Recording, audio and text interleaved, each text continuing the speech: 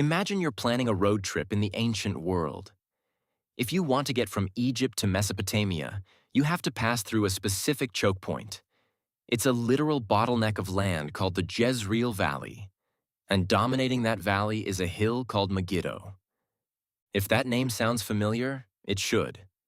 Over the millennia, so many world-ending battles were fought right here that the local Hebrew name for the hill, Har Megiddo, eventually morphed into a word you've probably heard before, Armageddon.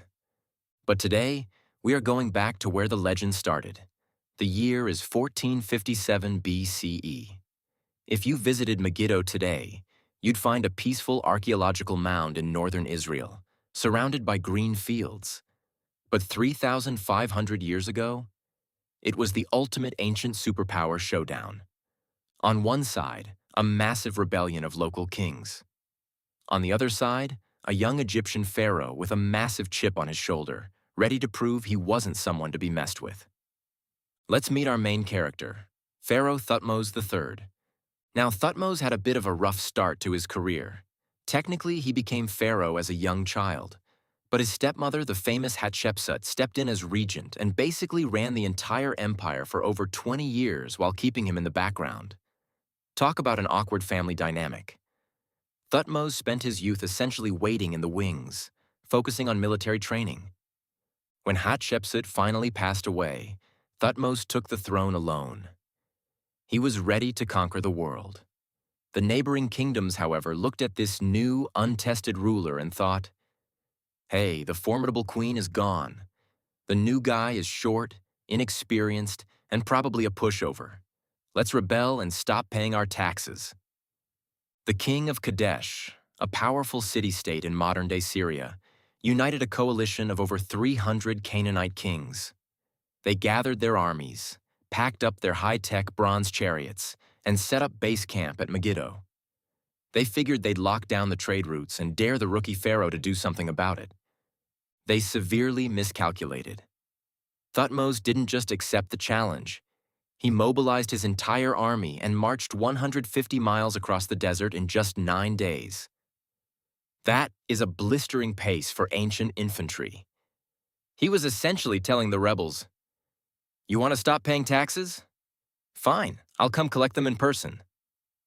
By the time Thutmose and his army arrived near the mountains surrounding Megiddo, he called a war council.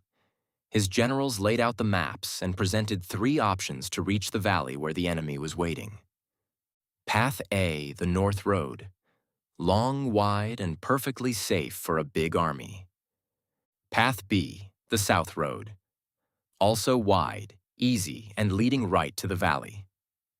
Path C, the Aruna Pass, a mountain track so narrow that soldiers would have to march in single file, and the cavalry would have to lead their horses by the reins one by one. The generals practically begged Thutmose to take Path A or B. They said, "Your Majesty, if we take the Aruna Pass, the enemy will just wait at the exit and pick us off one by one like a buffet line. It's suicide." But Thutmose understood psychology. He knew that if his generals thought the narrow pass was a terrible idea, the enemy would think it was impossible. He told his council, "My enemies think I am a coward who will take the easy way. I swear by the sun god I am going through the narrow pass."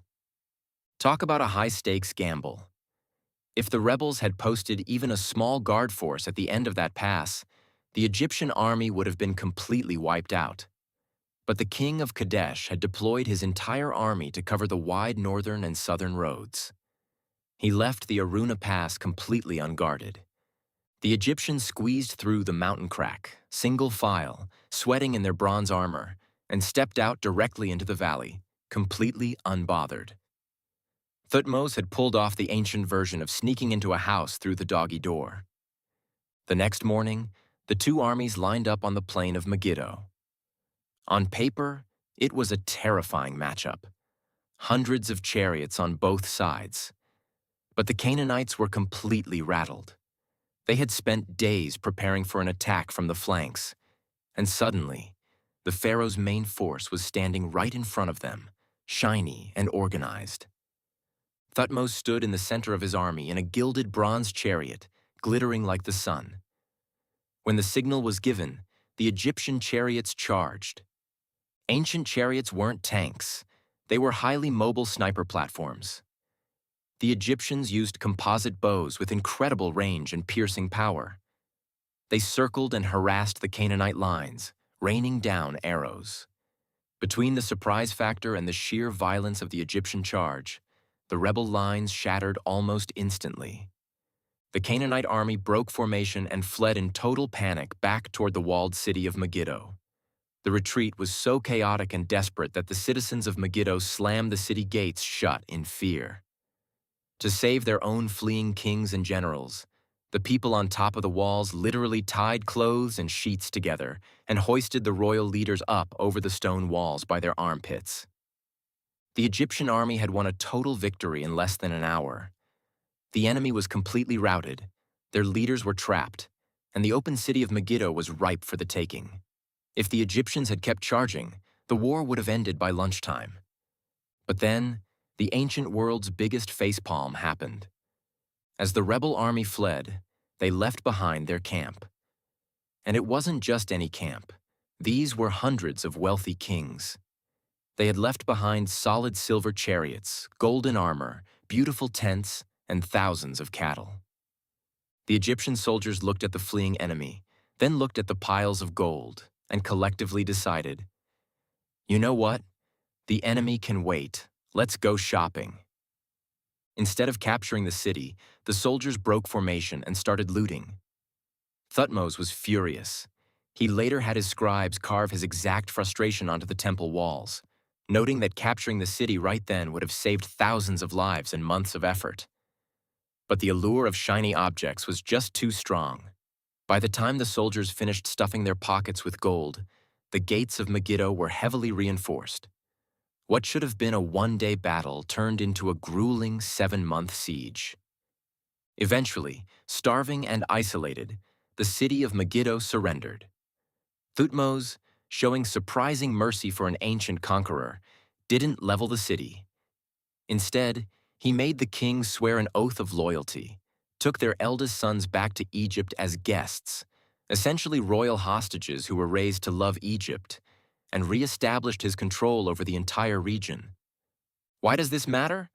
Because Thutmose brought a military scribe named Chaneni with him. Chaneni kept a daily journal on leather scrolls during the campaign.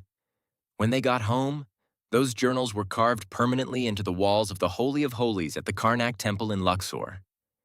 Because of those carvings, Megiddo became the very first battle in human history to be recorded with actual military tactics, geographical names, and strategic movements. So, the next time you look at a peaceful historic site or read about a daring military gamble, remember Thutmose III. He proved that sometimes, taking the tightest, most ridiculous path is exactly how you catch the world off guard. Just make sure your team doesn't stop to look for loose change on the way.